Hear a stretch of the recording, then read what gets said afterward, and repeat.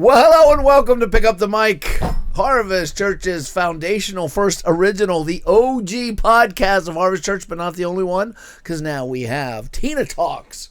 And Tina does talk, but I'm not alone today. I have my faithful sidekick, Will Land, the executive pastor at Harvest Church, top shelf Will as we call him, and a special guest, Elizabeth Harvey. Hi. One rose between the thorns. That's very kind. Yes. Very kind. Actually, he's like a snapdragon. And I'm a Venus flytrap. And a rose in the middle. Oh, my. We're happy to have you, Mrs. Harvey. Well, thank you. It's nice to be here The today. people are wondering, who is that woman? Speaking of that, women are now famous. We had Christina on a podcast a couple times ago. And as I sit here today, she's up to 365 views. That's one view for every day of the year. Oh, that's impressive. Now, for comparison, if you let them go long enough, some of us have as many as 500. Many of ours are at 200 or even lower. So we're 200-ish. Okay. But people dig the chicks here.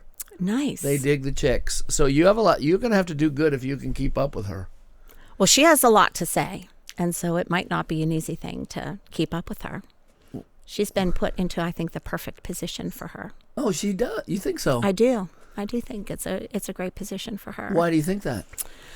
I think that she has just a real heart for women in general and for women as individuals. And so the opportunity that she will have to speak to ladies and to encourage them and to push them to know Jesus more, I think she's the right person for that. You see why she's a good guest? We haven't even introduced her, and she's already saying profound and good. This is good quality podcast stuff out there, folks. She comes. Is this your first podcast ever? Yes. And she's already trained talent. Well, that's why we brought her here, Mike, just to save us from ourselves. Yes, and by the way, we've found out that Sunshine let us know that in her headphones, the loudest thing she hears is Top Shelf Will breathing. Yeah, now I'm just super self-conscious the whole time All that I I'm can think about breathing is like, too heavily into the mic. They are making memes about it as we might have speak. to change his name to Prank Phone Call Will. Oh, my. But my. I've also gotten some negative feedback. This is a rough crowd. I was told, I don't know if you can see this, that I talk too much about the same things over and over. Prosperity preachers, Islam, AI, and globalism, end time beast all go together. Am I missing anything here? I'd say since we did our two-part podcast series on Q&A from Revelation, which I think is episodes 1 and 2, that's been your wheelhouse. If we touch on if we touch on any one of those, you know why? You're like, oh, you teed it up and you're knocking it out of the if park. you mix these into a soup, I mean that's what it's all about, right there. That's the man of That's a lawlessness mess. coming back. So right there. I'm gonna save this. So if we have to add to it, or if I start talking about any one of those too much, I can be corrected. We can talk about other things, I guess. Lollipops. Sunshine's gonna start flashing the red light over her head.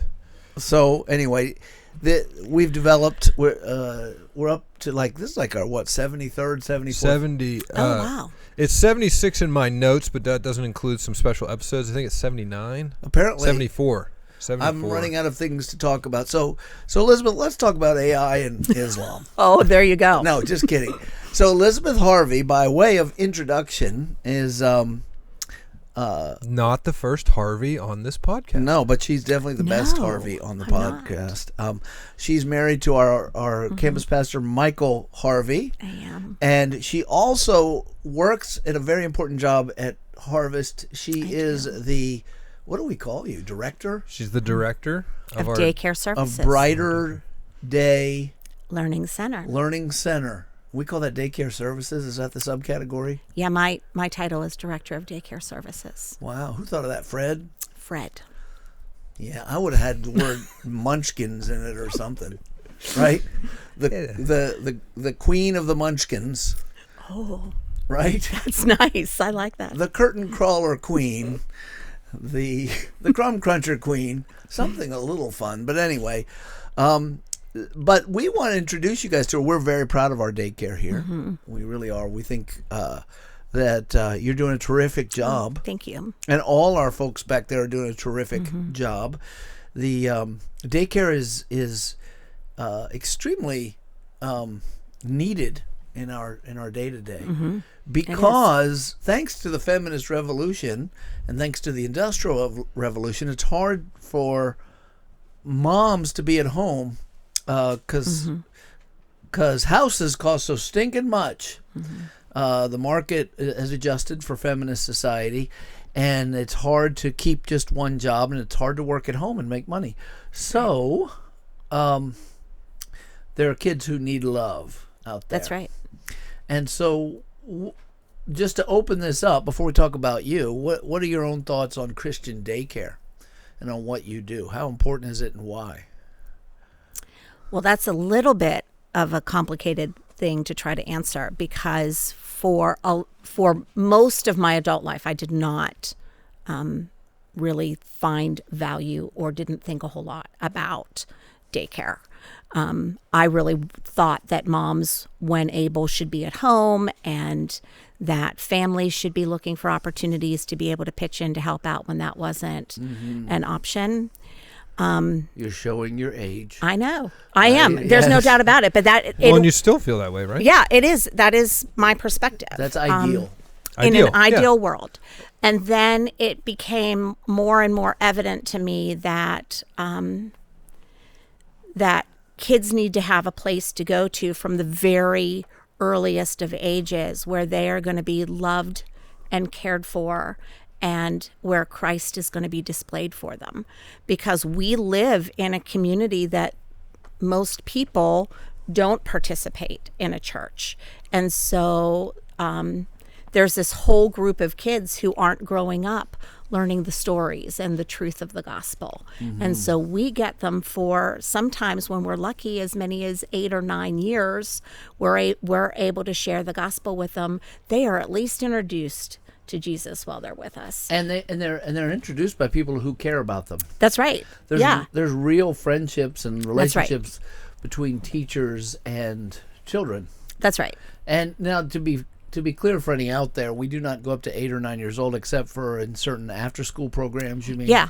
So we have kids who are getting on and off the bus every day. Yes, and and we have a whole host of them. We have 25 of them right now who get on and off the bus here. Yeah. And are having an opportunity to come in and I would say ideally those first few years especially, no one can nurture as good as mom. Right. But there's a couple of factors that come into play. One, people have fewer kids.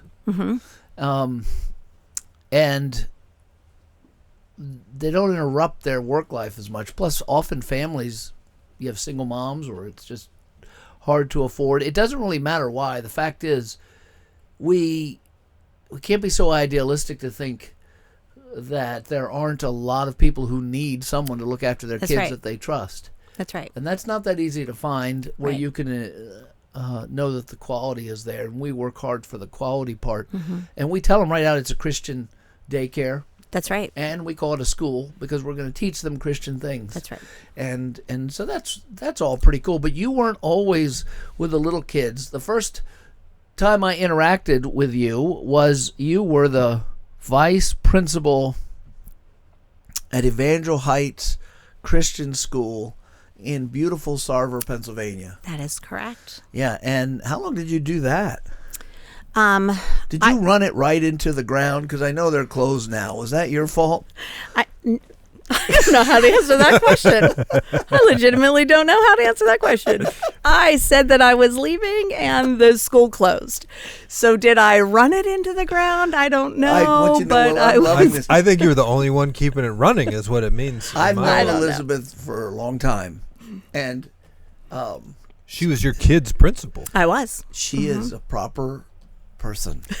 I'm aware. She's Elizabeth. Yes, not Lizzie. Sensitive person. So I never can. I have her. She's stuck here. I can joke with her, and she can't run away. That's why I'm really enjoying this. No, of course she didn't run it into the ground. Fact, yes. I knew you though before any of my kids went there. Yeah, you did. Actually had. One time I had someone who was trying to get a child in, and the child had, I think, autism, something difficult. And I was asked, could you go talk to this lady and see if you can get the kid in? And I appealed to her, and the answer was no. she shot me down.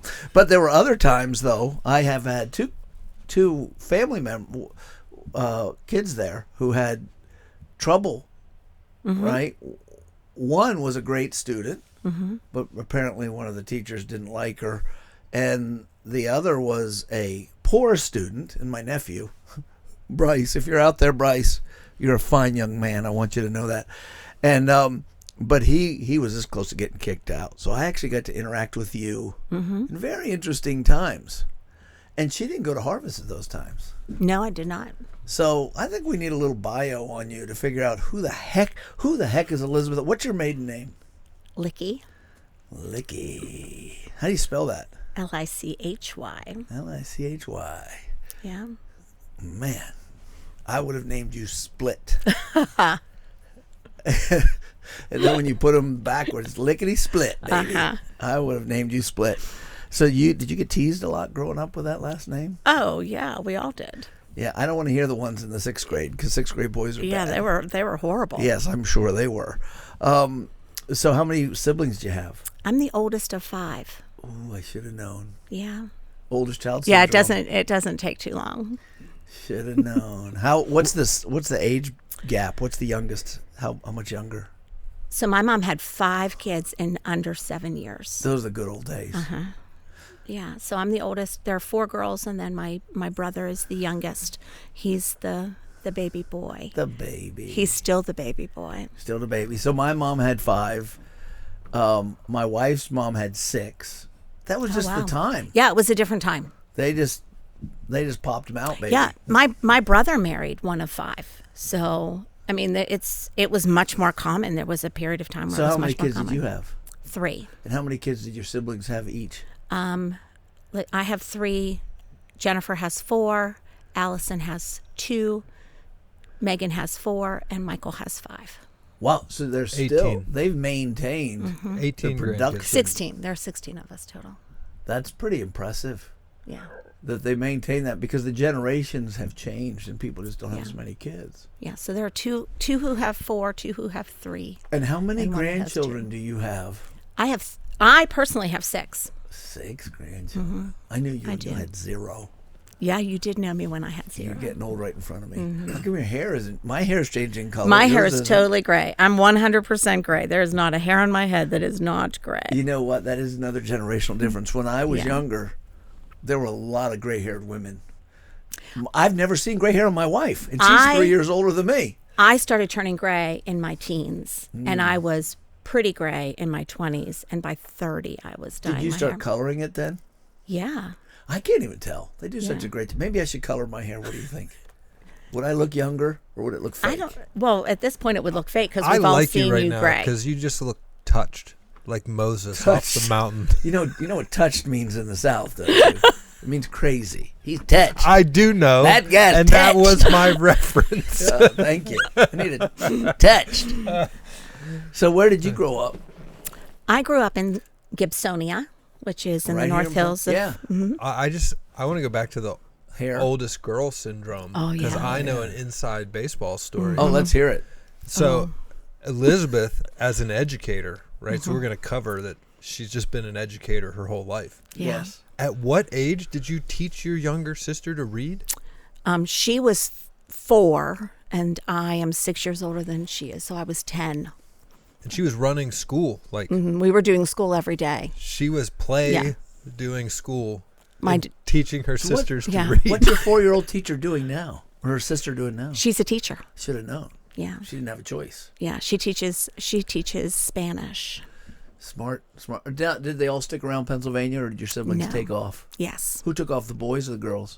Well, my brother still lives in the area. He lives in Cranberry Township. My sister Jennifer is in Ohio. My sister Allison is in Virginia, and Megan is in Michigan. So they married guys that dragged them away? Yes. Because there's no way your mother wanted them to leave. No. So we hate your mother-in-laws, don't we? Not all of them. Don't worry. Not all of them. This is public, too. Not all of you. Now, we're not going to tell you which one of you she doesn't like, but if you want to move up, you better send her something good for Christmas. So you grew up Gibsonia? I'm going to get her in trouble. Yeah. I did. Gibsonia. Down in Gibsonia. Did you see how he pulled us back from me getting you in trouble? So when I first met Miss Elizabeth, I said, "Hey, Liz, I said, what do you go by? Liz, Lizzie?" And she said, Elizabeth. Elizabeth. And I said, well, okay. And then I said, well, what about Mike? I call your husband Mike all the time. And she said, I call him Michael. and she said, everyone, he wants to be called Michael. So she shaped me up, and I wasn't even her 4-year-old sister. I'm like, yes, ma'am. Yes, Mrs. Harvey. She's like a teacher everywhere she goes. Do you correct the cashiers at Walmart and say, hey, say that correctly? I do not. Oh, okay. I got my eye on you. So growing up in Gibsonia, let's see, are you as old as me? I'm a little bit younger. I think I'm a couple years younger. So you got in high school in 82, 83? I graduated from high school in 84. 84, so you're a little younger. Yeah, just a little bit younger. So you're a 70s girl. Yes. Pure 70s. You can remember them and the early 80s really well. That's correct. Okay, got it. So did you have a car in high school? I did not have a car personally. So, there were a host of us. There were a lot of us driving at the same time. My parents had a lot of kids driving at the same time. So I used my parents' car until my sister got a driver's license, and then my parents bought a car for both of us to use. So you would take the kids to school so you didn't have to take the bus? Oh, yeah. Oh, absolutely. So they loved you. Yes, That absolutely. getting out of a bus ride is good. Was the best. So were you a Christian in high school? I became a Christian in middle school. I was a Christian in high school, but I was. Tell us how that happened.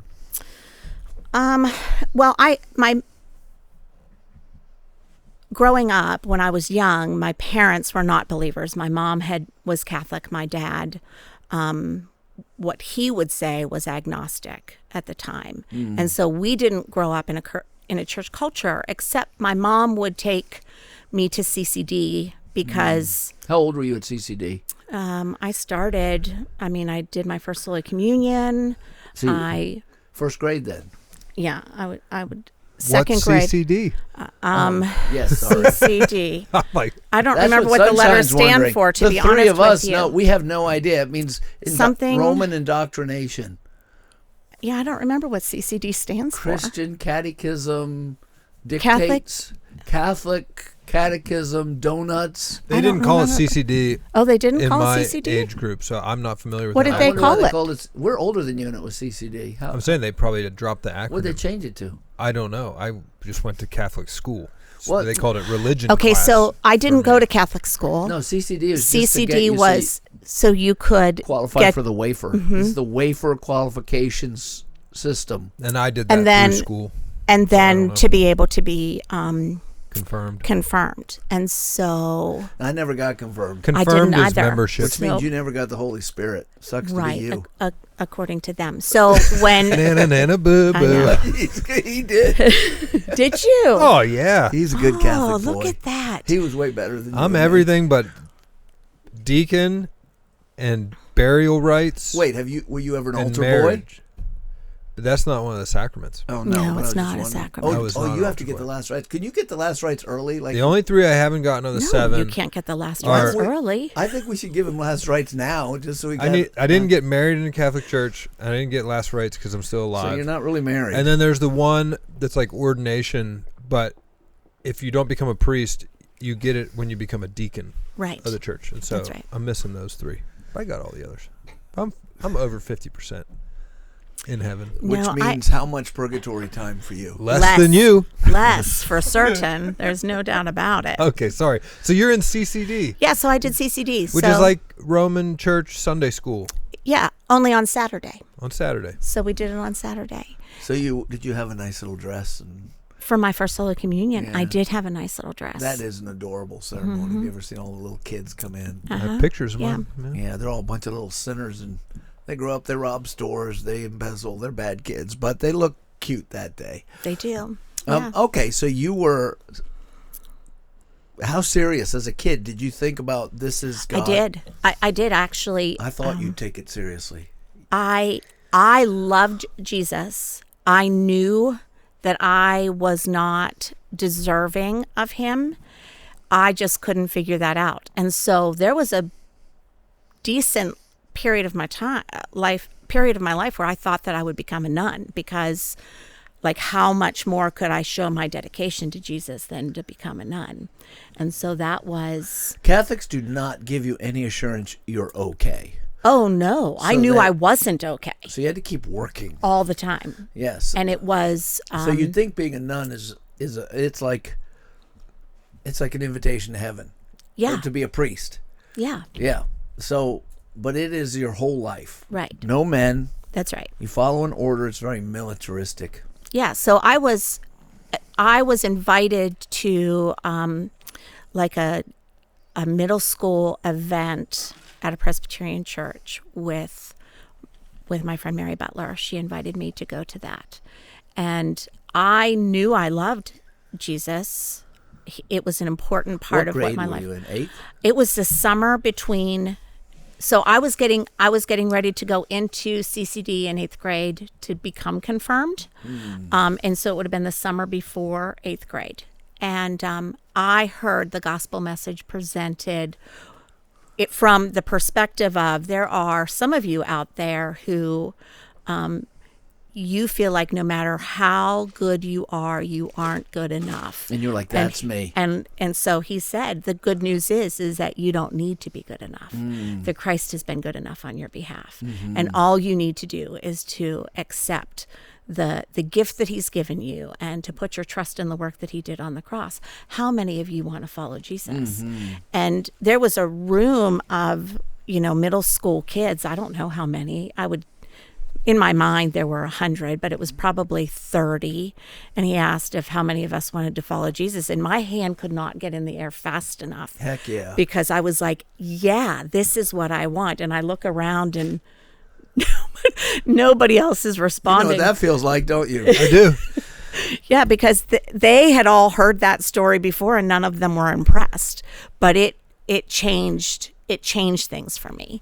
My husband would say that it took a long time to get the Catholic girl out of me, but I don't think it's a Catholic girl. I think it's the first daughter. I think that might be. It might be I part have of a that. first daughter. There is a book that I should get and give away again. I gave them away for a while years ago in the church, called Grace for the Good Girl, and it was a book by Christians for Christian women who were oldest daughters. They had oldest daughter syndrome. They were good girls, and they always walked around thinking, I'm not good enough. Right. And that's a thing, isn't it? It is. It absolutely is. It absolutely is. And so, I was close to 30 before what I say is I really began to understand what grace means, and to live out the truth of that message that Why I did grasped. it take so long? Because you weren't in church much? Well, yeah, your that's mom part of it. didn't send you to a Presbyterian church after that, did she? My parents both became believers not long after that. Because of you? No. God was just at work. He was just doing a job. And so it was not long look. after that. Okay. I just was going to sneeze, and I didn't want to do it. I was like trying to be sneezing As from a the heavy, 7 doors. you breathe so heavily they wouldn't hear the sneeze anyway. Just.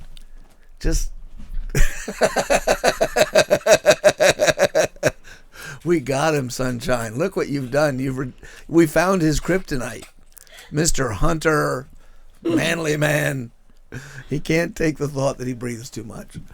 Yeah, Elizabeth doesn't even realize that she has like antlers over her head in camera 2 right Yeah. now. By the way, the inside of the dead animal is on his side. I really do have antlers over my head. He likes the inside. Are of the they dead able to animal. be seen, those antlers? Oh, good. It looks like this. Yeah. It looks like you have antlers. Well, we can actually. I have to talk over Sunshine because she's not mic'd right now, but she said hardly. But we can move that camera so they look like they're coming right out of your head. we like Elizabeth, says Sunshine. We do. We love Elizabeth. But Okay, so God was at work He was, yeah. saving your parents. He was.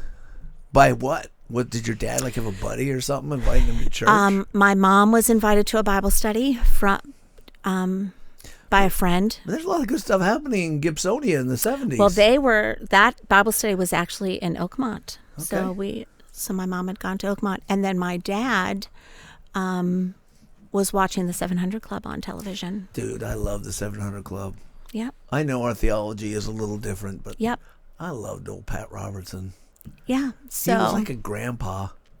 Made you feel so good about the gospel. Yeah. Anyway. So it was enough to I remember my dad coming downstairs and telling my mom that he had prayed the prayer of salvation. No way. Was she first? She was. Mm-hmm. How much gap between the two of them? I don't know. How about your siblings? Did they know that you were like a weirdo freak? Were you the first? I think my siblings still think I'm a weirdo freak. Okay. To be honest. Okay. I mean, I would say that my siblings, they know about Jesus. They find him to be a really great rabbit's foot that they can kind of keep in their pocket when they need him. But well said. I don't know that any of them are walking with Christ. When you're in a foxhole and the bullets are flying, it's good to have a little Jesus. Yeah. Right? Yeah. Yeah, that was that old, I don't care if it rains or sneezes as long as I got my plastic Jesus riding on the dashboard of my car. I can keep singing if you guys like. So that's your siblings' view. So, okay, so you get saved in high school. How does that change your high school experience or pre-high school? Does it change it, or you just, because you probably were a good student anyway? Yeah, I was a good student, and I was a good kid. I was naturally a good kid, not particularly rebellious. What's the worst thing you did in high school, the thing that your parents would have been so upset if they knew? It was my mouth. My mouth got me in trouble. They knew that, though, right? Yeah. I really didn't do things you didn't to do get anything. You didn't sneak out one time. You didn't. Oh, no. No. I didn't sneak out. That would have been... My dad was very aware of his 4 daughters. Did you ever eat with your elbow on the table? Yes, I did. Okay, there you go. Yeah, I did. Yeah. No, but I had a really sassy mouth. No really kidding. sassy mouth. Mm-hmm. Why? Because other people just didn't follow the rules and you need to put them in their place? Or I want to hear this. Because I thought I knew better than they did. Yeah, you probably did. Well, I probably did. I mean, I can't help it. I knew it. I can't help it. You can't. You never leave the person you are around your brothers and sisters. It's like no. I was just having that conversation very recently that the 5 of us have been together more in the past month than we have been in a lot of years. Because your mother's not doing well right now. That's physically. right. She had a stroke. Yeah. And so that does funerals, weddings. Brings us together. Yeah. And so it's just put us geographically in the same spot more than we've ever been. And it takes about 20 minutes for all of us to fall into our family roles. Just like you were. And it's like, nothing's changed. How are we all acting in the same way? And there's something comforting about that, isn't there? I don't mind it most of the time. Oh, yeah, they can be annoying, but it's just nice to know that there's a group of people where you have your place. That's right. And that is kind of cool. Yeah. So then let's find something. Then you went through high school. What was the highlight of high school for you? What was the reason you loved high school? Well, I mean, I loved high school. I love school. I do you love loved school. High school. I never left. I liked being in school. I liked the process of being given assignments and doing them? Yeah, of learning and growing and being challenged. And did you get good grades? I did get good grades. So how much of this was just, we're going to put on our psychology hat here. Why do you hate your mother? So how much of this was just, it reinforced your goodness? Look, another A. Whoa, saw that coming. It was all part of it. It was all part of what I did, and that's why I say it's it took a system that makes sense. Yeah, and it worked. And if I did these certain things, I got these responses, and that's what I wanted. And it was a comfortable way to live out. It's predictable. It's structured. There's rewards. I like that. Okay, you're sitting between 2 bad students. I do. No, he was a good student. I heard his testimony. He did the minimum. Oh, did he? And he relied on the fact that his dad gave him good genes. Oh, okay. So But I Oh, no. demonstrably got very good grades. Yeah. he got good grades, Yeah. but he didn't. But he did as little as possible. No, I worked hard for my grades. Yeah, I was a good student. I enjoyed the process of being at school. I also really enjoyed. I had a small group of friends that I really enjoyed being able to we played, had fun, you know. That It was is good. it was a nice group of people Okay. to spend time with. Raise some quick questions. Yeah. Bobby Sherman or David Cassidy or Partridge Family? I did like the Partridge Family probably more. Osmond yes. Brothers? I was not an Osmond Brothers girl. Okay. Sean Cassidy, Sean really, Cassidy was the one, David's little brother. Yeah, All the I would chicks say. dug Sean Cassidy. Yeah, I probably preferred Sean Did you over read Tiger David. Beat magazines and Teen Beat My magazines? mom did not let us. What? Yeah, she did not. She didn't want you looking at all those cute boys. No, she just thought that nothing good came from it. She was like, what good comes from examining the lives of other people? And so she was like, yeah, we're not going to do it. So those were like, She's like a mom who wouldn't have allowed Facebook nowadays. It's good. oh, definitely would not have allowed What Facebook. good comes of examining That's right. other people's posted pictures? So, you know, Well, I would look Tiger at Beat- those. I would look at Tiger Beat at school. at my one girlfriend's house because she had all of them. Well, but it wasn't like Trust me, 70s Tiger Beat, you could have a whole stack of them. It wouldn't be near as bad as 1 hour on Facebook. yeah, probably.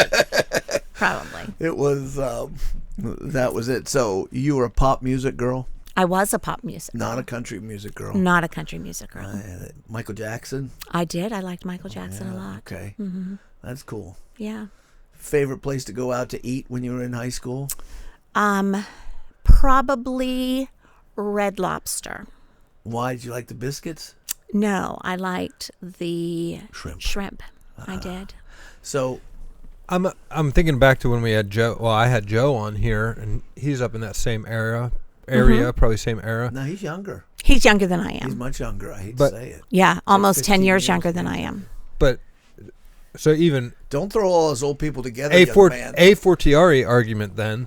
So Gibsonia, when you're growing up in high school, is not the Gibsonia I know. No, you would not It's have recognized it. The rural urban line. That's right.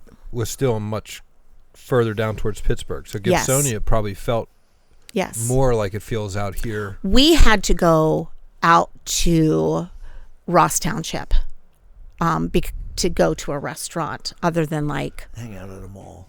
yeah. Well, to go 'Cause to you a were in- mall. Gibsonia was cornfield land. Yes. Yes. I grew up on a farm. There, It's hard for me to even think about that. across there were cows across the street. I remember in 7th grade walking out of my house to walk the half mile down to my bus stop, and there were cows in my front yard. You had to walk a half mile to get to the bus? Yeah, we had to have, because we lived on a little tiny country road at the time. Goodness, the bus couldn't drive up the road? See, for They my didn't. age group, No, we walked a half mile. it's hard to down even conceive of Gibsonia right. having cows Yeah, because Well, right. it's like the heart of urban suburbia. That's right. For non-locals, I have no idea what Gibsonia is like to this day. I've driven through it, and that's it. Yeah, Did you have boyfriends in high school? I did have a boyfriend all through high school. One guy. I had one boyfriend all through high school. Can we talk about him, or is he off limits right now? We can talk about him. He's not all that interesting. What's his name? His name is Scott. Scott.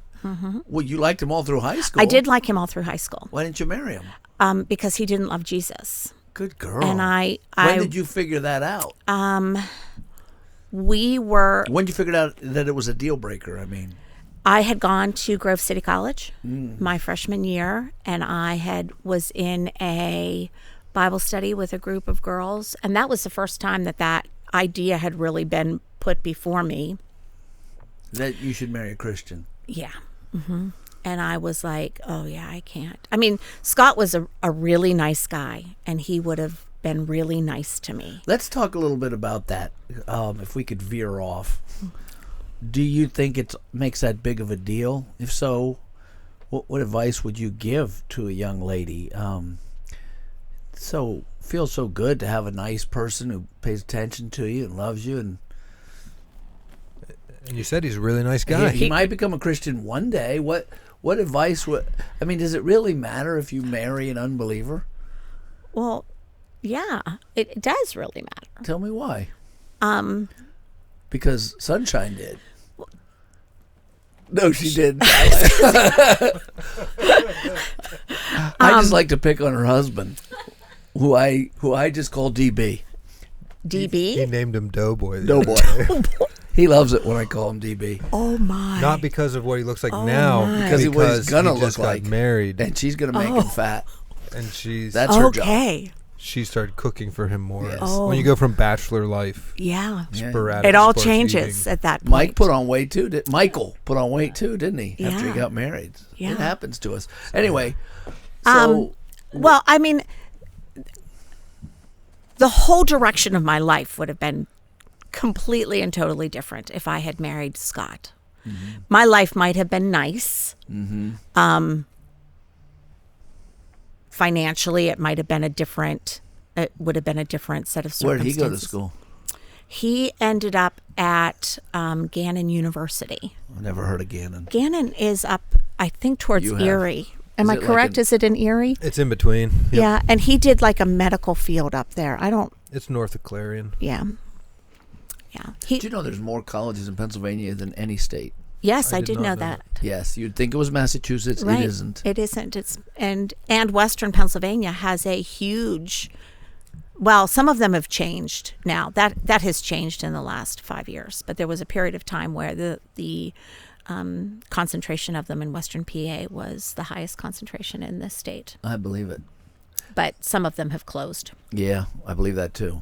Yeah. So yeah, my whole life, the whole thing would have been different. And my desire to follow after Jesus, if that's really what I wanted my life to be about, would have been just complicated if I was with a really nice guy who didn't love Christ. When my youngest was in 15, she dated a kid at your school. Yes, I remember. And they were both Christians. Yes. But I said, you're going to have trouble. First, she wasn't dating him because she wasn't allowed to date till she was 16. Which, to this day, she says she had a boyfriend. I said, no, he wasn't a boyfriend. Because there's a technical definition. They were never allowed on a date by me till he was 16. Then he had to come talk to me. Mm-hmm. And we didn't go through any of those rituals. And I said, it's going to be trouble because he's a devout Catholic. Yeah.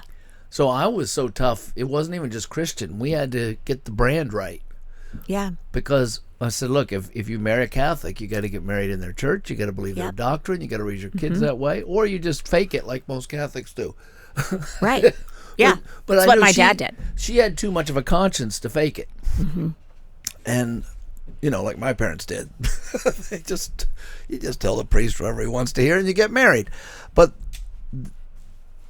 she didn't see it as a problem until the summer before she was going to be old enough to date him. And then she broke up with him, and she broke her own heart, and he left the school. It's true. So I agree with you. I think it is very important. And so it changed the course of your life. Oh, yeah, I would say it's one of those moments in my life that it could have gone a very That would different be a hard way. decision after having one boyfriend. Yeah. So you came back from college one weekend and said, we through. That's how you break up quick. 2 words. We through. I did on Valentine's Day. You are a cold-blooded killer. I didn't mean to be. I didn't mean to be. That Did wasn't he bring you a gift? Did he bring you flowers and chocolate? And you said, He we did. through. He You did. are a cold-hearted woman. Oh, my gosh. Hey, I know somebody else who did that. on Valentine's Day. Oh, that makes me feel better. Somebody on staff. Really? Who? Pastor. Which Ooh, one? There you go. Come on, she's telling tales out of school. Yeah, it's fine with me. Just remember, nobody can hear her. I'll repeat it. that's right. I'll repeat it. Who was it? Chris Clink. Oh, El Guapo. El Guapo. Broke up with a girl on Valentine's Probably was the best Day. day of her life. She's like, yes! She She might not have realized it at the time, but No, Yeah. just kidding. So on Valentine's Day, you just did. kicked this poor guy to the curb. I did. He went back to Gannon crying. Yes, he did. You must have felt like crap too. Yeah, I was really sad. I was really sad. Did your parents care? Were they sad? Did they like him? Yes, everybody liked him. I mean, it was difficult not to like him. He was a likable Just a person. good young man. Yeah, he was a nice young man. The kind of boy that Elizabeth would date. Yeah, he was a nice young And man. And then you met Michael Harvey. I did. The kind of boy that most parents would say, watch that one. So were you in college when you met him? Was he a Grover wasn't. too? He was. And you met him there? I did. Same graduating year? We were. Yeah. Yeah, we did graduate together. So did you see him first or he see you first? I remember the first time I saw him. I mean, I remember that day. I really wish. Did you hear angels sing? No, Was there stardust around him? no, No. no. He liked my roommate. He really liked my I roommate. liked your roommate too. She was hot. Did you know her? No, I made that Oh, up. I was like, did you know her? 'Cause No, I she don't. was. She's so serious. This is fun. I have no idea who she is. Oh, her She name was could Lee. be an old hag. For all I No, know. she was Don't- lovely. She was She's lovely. lovely Lee. She was. Lovely Lee. We She love was. lovely Lee. If you're listening, I did have a crush on you. But I remember he was a soccer player from Ohio, from an area that was just a little bit more urban than. Wait, he played soccer? Yeah, he was a goalie. I didn't know that he struggled with his masculinity. you play soccer. Oh my gosh. I'm the only one who can make that joke. Well, I played football too, though. Oh, He So that wasn't. count Yeah, in rap? he I play- didn't I play played- So football. whenever you play soccer and the gayness starts to get in there, can't. then you play football and it knocks it right knocks out it again. right out. I guess I can't say anything. You play soccer, you start to talk with a French accent, you I go play back and play tennis, football. too, so- Tennis is that's and actually football. so- tennis is elitist. Yeah, well, that's me. You're like an elitist I mean, look at my shirt. platform. I know buttons. Look at my shirt. I like it. Be salty, stay lit. This was given to me by one of our tech titans here. I wanted one as soon as I saw you wear It it. says "Be salty, stay lit," which both things mean something different to me than they're supposed to. Oh. Be salty to means be sassy. Stay lit means get drunk. Oh. Well, But that's not what this or means. stay cool. Well, now lit is cool. I was told that. Yeah, lit means cool. But in my age, As opposed to this. no lit. Yeah, lit meant high. In fact, I said this to someone young, and they looked it up right away. And yeah, and the very first definition was drunkenness. Yeah. And she goes, "Wow, I didn't know that." And she said the second definition was cool. And I said, "Wow, I didn't know that." So we both, the generations connected over this, but it's really Matthew 5:13 and 14, which is, "You are the salt of the earth. You are the light of the world." So I like this shirt. So I Nice. decided to wear it. I don't know why we're talking about my clothing. don't know. Here's interesting is talking about your Because husband. Michael played Oh, soccer. he did play soccer. Yes, because Michael is a little bit So feminine. he showed up to Grove City, and he was just into a little bit of maybe punk music, just Oh a my little punky. gosh. And so his hair We was need to hear some stories. his hair was like We ain't got to get. spiky. Oh my goodness. Bleach spiky up Bleached on top. spiky. Yeah, it was bleach spiky. Oh, man. I and didn't then know that. he Oh had this my goodness. I rat told tail. you. Oh my goodness. Yeah. He had a rat He had a tail. rat Oh yeah, tail. he definitely did. And you married him. Well, I remember And you saying, dated him. Oh, No, my I remember goodness. saying to one of my friends, he could be very attractive if he got rid of all that stuff. You see and that? his whole being was so big. Like he walked into a room and it was like there was a Everyone- party. Yes. And He's so he's still that way. he's a little less that way than he was at the time, but he is. He's got a loudness to his being. Your Yeah. son is now that way. My son is that way. So Yes, if you He know walks in the Eli, room and it's like a party. yes. Yes. Now wait, I thought is he a little older than you? Michael? Yeah, is he the same age? No, I'm a day older than he is. Oh, that's what it is. You like them younger men. I do. And okay, well, the rat tail and the I know. spiked hair. I know. What, If only I had a picture. what music was he listening to? I don't. Okay, I don't know. all I right, don't know. all right. Was he saved? No, at that time he was not saved. But he was at Grove City, so you could. He was at fake Grove it. City. Yeah, he wasn't even faking it at that point. No. Not Well, at that wait point. a minute. Wait a minute. You just dumped a guy because of his faith. I wasn't dating What him. won I him thought he over? was cute. What are you even looking at him for? He's not eligible. Yeah, he's outside the Venn diagram. He The was, rat-tailed but he was, punks? but he was cute. I remember thinking he was cute. That's what I remember thinking. Is he still cute? He is very cute, don't Oh, you yeah. think? Eh. He's very I cute. think so. I do. I do. When he walks into a room, I feel better. We need to ask Isaac. Isaac will know if he's cute. Yeah, he is. There's My vote doesn't count. Isaac's a little more feminine than you. so, so he came to Christ. Michael Poor came Elizabeth. to Christ. She's like, what are these I know, guys I don't even talking know what we're talking Okay, about. we had a podcast where Isaac revealed his feminine side, and he will never live it down with the men of this church. So that Aw. short story. A man in the church was talking about Joe. I think it was Joe Colleen? Colleen eliciting tears or something, and then Isaac was referenced as also being a crier, and the man said, "Oh well, that makes sense because Isaac's like the effeminate pastor." Well, no, there So was he just said it like it was matter no, there of was fact. more than that. Like it was just There matter of someone- fact. Like, there well, was- yeah, of course, because there Isaac's was the a effeminate kid one. being enrolled into the school he was teaching at, and the mom said, "You're going to be the teacher, oh good, because his father is really masculine and he's kind of intimidating, but he won't be intimidated by you because you're more feminine." So there was just in the same week there was all these people just Oh my God. and Which it is was really just all these funny people 'cause saying That is kind of Isaac's funny. clearly if effeminate. you know and he's Isaac, going, Isaac what is the heck? Yeah, he's not. he's like does dangerous Yes. Oh, yeah. risk-taking things Yes. and but it's still rather enjoyable and we can't let it go. So anyway, so Michael was effeminate too. We get that. And an unbeliever. Why? How did you, if he wasn't a believer, did you wait for him to come along or? Well, yeah, I didn't really have a whole lot. Our paths did not cross a whole lot during our freshman year. And he came to Christ in December of our freshman year. At a Res Band concert. Res Band. Yep. The Resurrection Band. Yeah. The Res Band comes from, this is ancient archaeology. The Jesus People movement, Yes, the it was. hippies, a bunch of them made a little commune and they moved into the north side of Chicago and bought this condemned building and moved in. And they started Jesus People USA, where they feed the poor and had a couple rock bands. And later on, they'd have a punk one called One Bad Pig. I bet your husband would have loved them if he knew.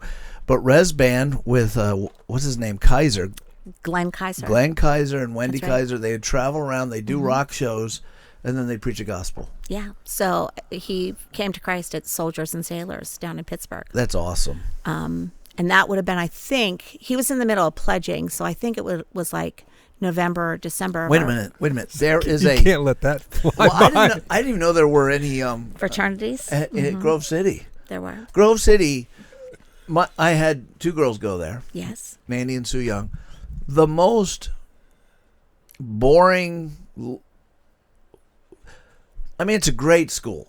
Great education, good treasure, good value. They take no government money. Right. The Pew Charitable Trust drives a lot of their money, and great profs. They write books Yep. that I read, but it's just, let's face it, it's a drag. It's boring. There's no party. The party in there is by the cheaters. There's nothing in the town of Grove City that you go to Slippery Rock if you want to have a good time, and it's just up the road. Yes. And So that's why- how they like it. They want you to go up there and Yeah. not have your good time here. Yes, go get drunk down there. So what is? I didn't even know they had fraternities. They did. Yeah. Or that Whoa. Michael was pledging to one. Michael was They pledging. had fraternities and sororities both. And, Frat boy was like he was. anathema to me. Frat boys are sissies. I've never liked them. He didn't like them because he was like a fighter guy. I never liked him All because of our fights. I was a stoner going through, and then when I was saved and I went to school, I recognized these are the preppy little punks I never liked.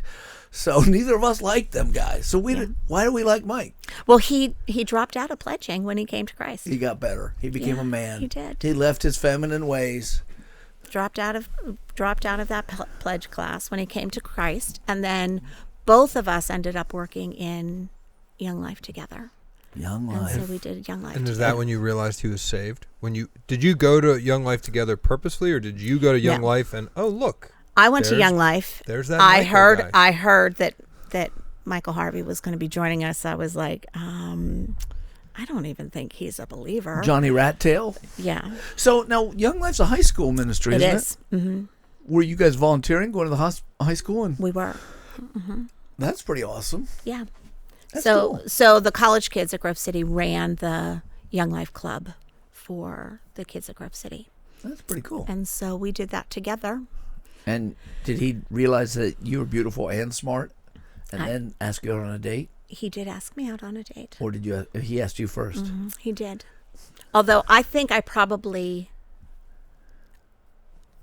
I think I probably liked him before he liked me, or noticed him before he liked me. I loved how he loved the kids of our club.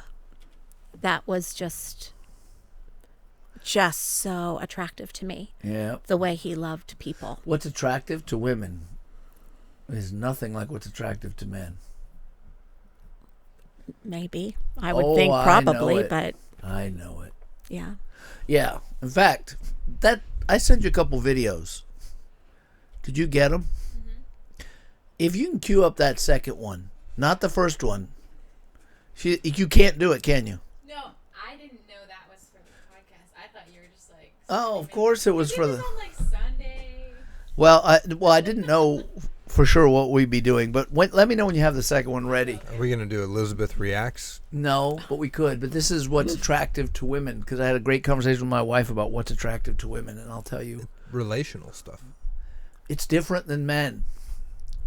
There is a Rod Stewart song, "You're in my heart, you're my soul." I really must confess that initially the attraction was purely physical. He says, "That's every man. That's every man. We start by looks. You catch our eye, period. Period. That's what starts us going. But women are looking for, strength, leadership, money, right? Or Well, the way yeah. you treat children, Yeah. responsibility, It was how he treated young people. people. Yeah.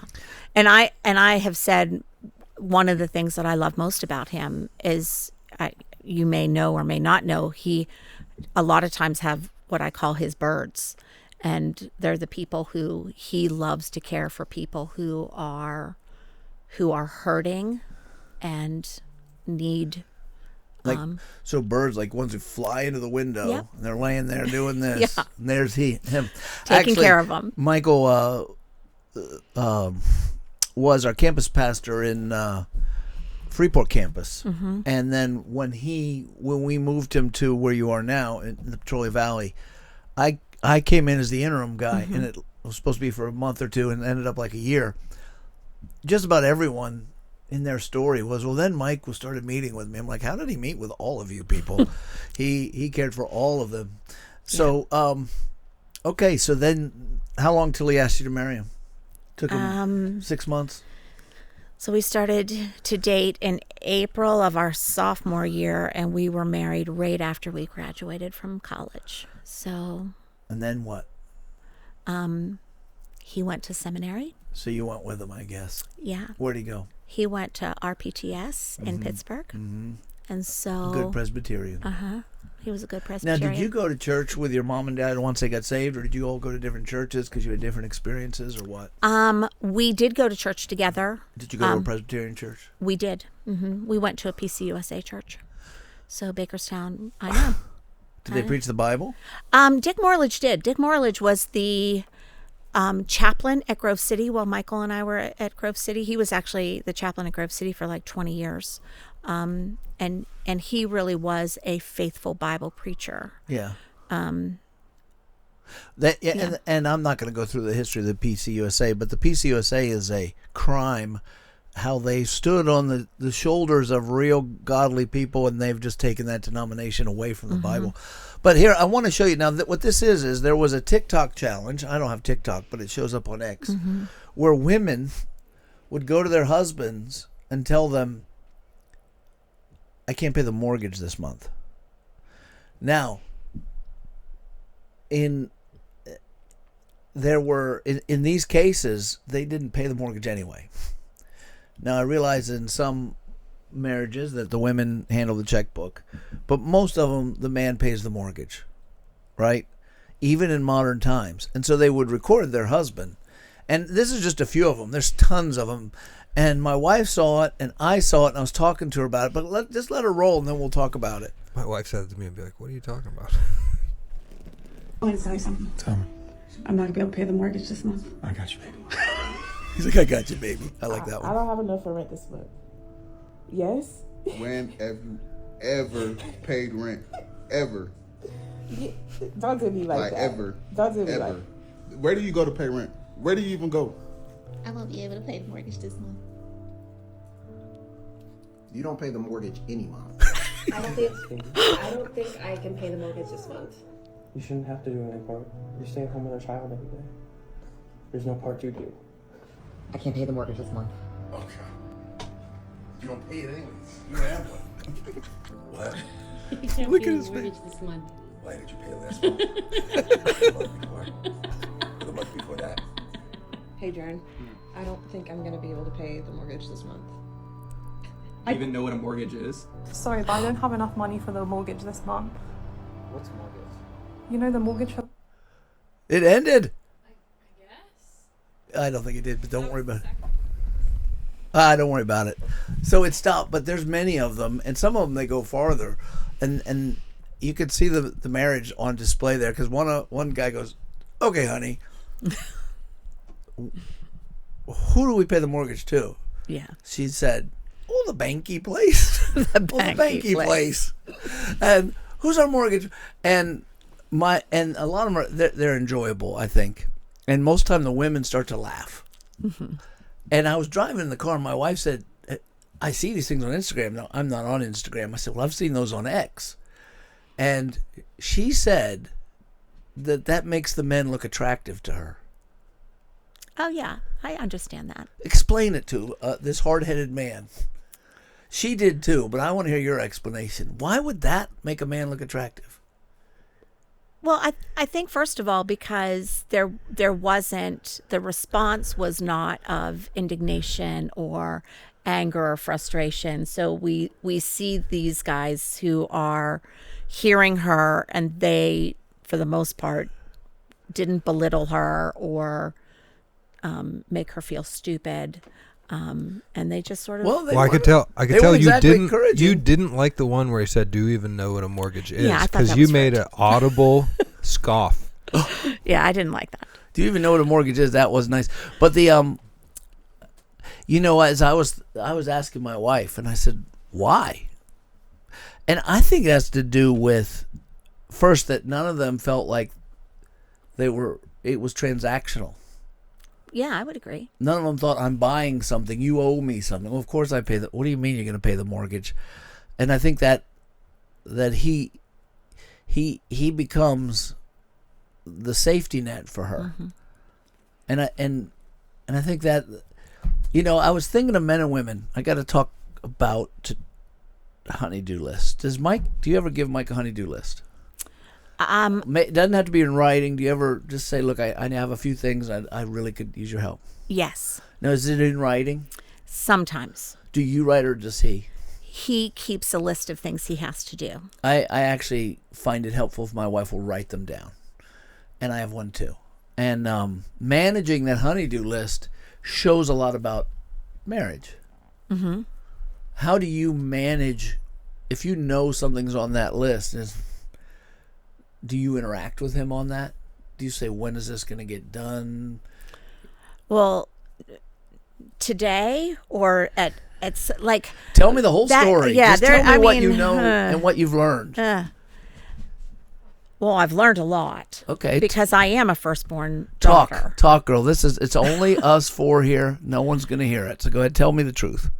I think that there were years of my marriage where I felt the need to control the things that my husband did and how he did them and when he did them. How'd that work out? It didn't work out. it didn't work out. Now, during that time, Michael and we both had our own issues surrounding that and that dynamic, but it was coming to the place where I had to recognize, number one, I am not responsible for my husband. Mm-hmm. That coming to the place where I recognize I'm not responsible for him, was a very important start. And what that meant to me was I was not responsible for making him better. I'm not responsible for making him better. But you had an impulse. You wanted better in which way? In all kinds of ways. Like, I was raised by a person who knew the right way to do things, and so things ought to be done the right way, right? Like, it should be done that particular way. And there was a timeline associated with that, and there's expectations that go along with the right way to do things. And so it would have been, and it was very easy for me to want to control the things that Michael did and how he did them. Do you think a wife, a young wife, or any age wife could be embarrassed if her husband didn't meet certain expectations? Yes, because somehow that surely is a reflection upon me. Right. I think that's very common. Like, if those things don't happen, or if this is the behavior that's taking place, that reflects upon me. And so I spent a lot of years trying to make Michael do things the way I thought they needed to be done. And, recently I was reading something that described exactly what I had gone through as a young wife. And she talked about the fact that she recognized she was booing her husband. Her desire was to help her husband, to help make him a better person. Right. If you asked her why she was nagging him about those things, it was for his good. Mm-hmm. And because I loved Michael. I wanted what was best for him. I wanted what was best for us. But I was trying to control that. And so the process of releasing him from those expectations was really significant in those things turning around. Go ahead, say it. Well, I'm just thinking, I'm processing live. I'm young in my marriage, regardless of how old I am, because we got married later. And I also have a 3-year-old. Mm-hmm. And like some of the ways that are potentially the most effective for steering your 3-year-old, which is natural for mom and a wife, are the same way you kind of approach your husband. Whoa! I'm thinking in my head. Oh, yeah. I never made that connection. Well, Tell I'm me listening more. to her, and I'm thinking like,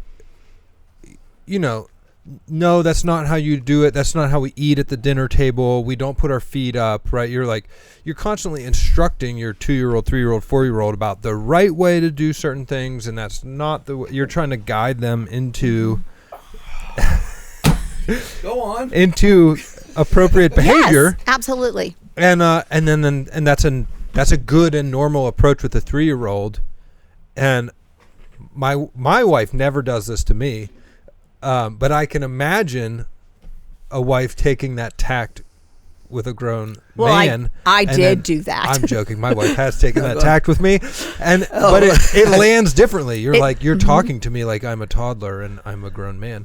And so I get it. It's just like oftentimes you're in that same age category. Like you're the young wife and also young mother at the same time. Yeah. And so there's this dynamic that works on this half of the house, and you're just kind of in that mode of, I don't know, sorry. That's what I was thinking about. Yeah, I mean, I really do think it came back to, I saw this great potential in my husband if he would only do things the right way. That's right. It's just a little better. Yeah, it's not like major changes that have to take place. It would be he would be so much better. Yeah. And it would be wrong for me not to help him with those things. I mean, I got to point it out, or how else is he going to know? That's right.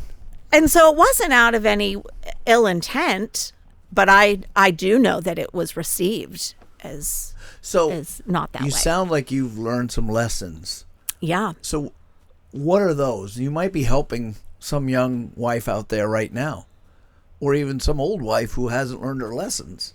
What did you learn? How you sound like you've changed in your approach. You still need him to do some things. It's really helpful. It is. Yeah. But you've changed your approach? Yeah. How so?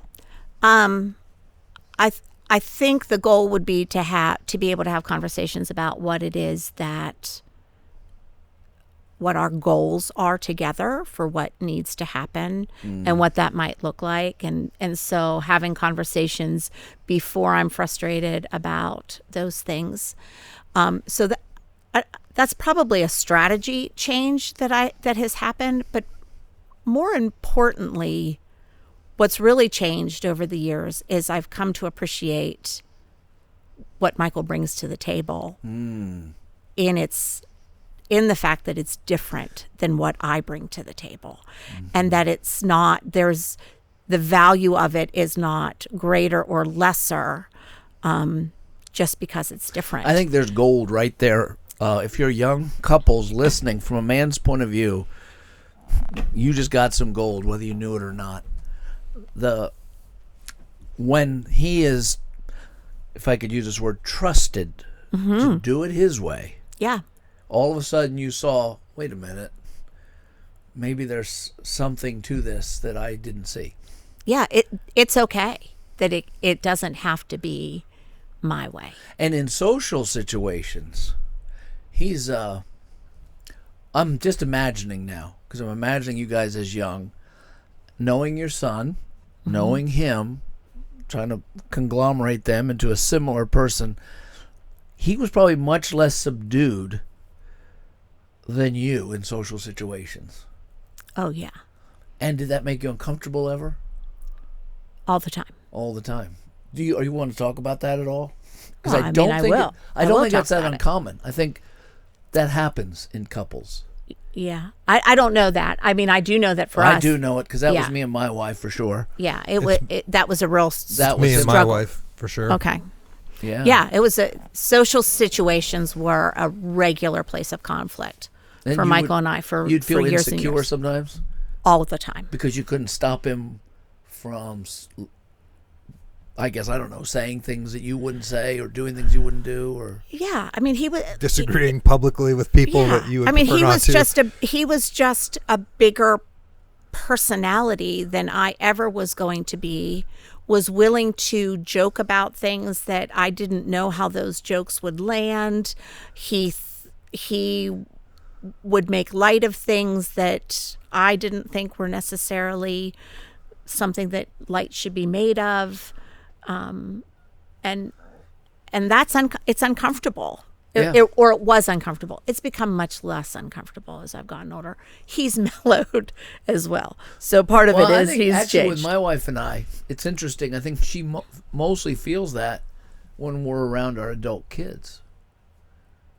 So I think she felt it before, but with our adult kids, there's this need to protect them from her father. Actually, when they're younger too, because my personality is much different than hers. And I'm not telling tales out of school. I think if she were here to pull her weight in the conversation, she'd say similar things. And I think she's learned similar lessons, that you got to let him be himself. Right. And he's not going to ruin your reputation or your life, or if he does, screw it, he's my husband. Right. And that's the one I'm stuck with, and that's the one I like. Yeah. And Well, I mean, you he really has like Michael. Yeah, he brings so much to the table that I don't need him to be like my dad. See, I think what Whoa.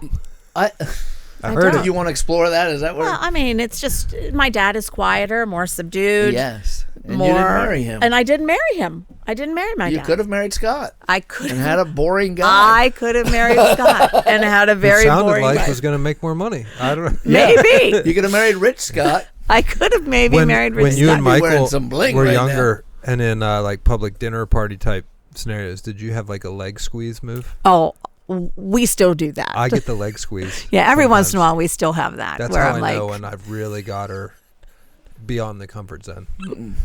Is when all of a sudden you're like, Who's squeezing my thigh? And now that I why? know that, I want to go to dinner. Or my with foot you is and on your his wife foot. And you and Michael. And the three of us have a good time. And I just want to see if I can get your wives to pinch your legs constantly. So listen, it was something we never discussed. did you All of a have- sudden at a dinner party, you're like, do you have to-do lists for yourself from your wife, either written or in your head, or me? You. I have to-do lists for myself that sometimes she'll verbally add to. Yeah, this type A guy, I imagine. Mm-hmm. So I wake up and look at her and say, "What are your goals for the day?" And she goes, "What are you talking about?" I say, "Your goal." Like I have a whole list of well, to-dos now that's a and goals personality for the day. type. That's not what I'm Is talking there about. anything you would like to add? My wife to will mine? say to me, "So what are you planning to do tomorrow?" And I'll be like, "Wake up." She's always that way. What was your plan for dinner? I'm like, dinner? I don't care. But I'm not talking about that personality type. Are there certain things you know that Carly wants you to accomplish that wouldn't be on your list otherwise? Normally I have to pull them out of her. That's why I have to ask. Okay. So you don't have a natural honey-do list? No. Okay. So I want to get back to this honey-do list, though. I feel very frustrated in this. Go ahead.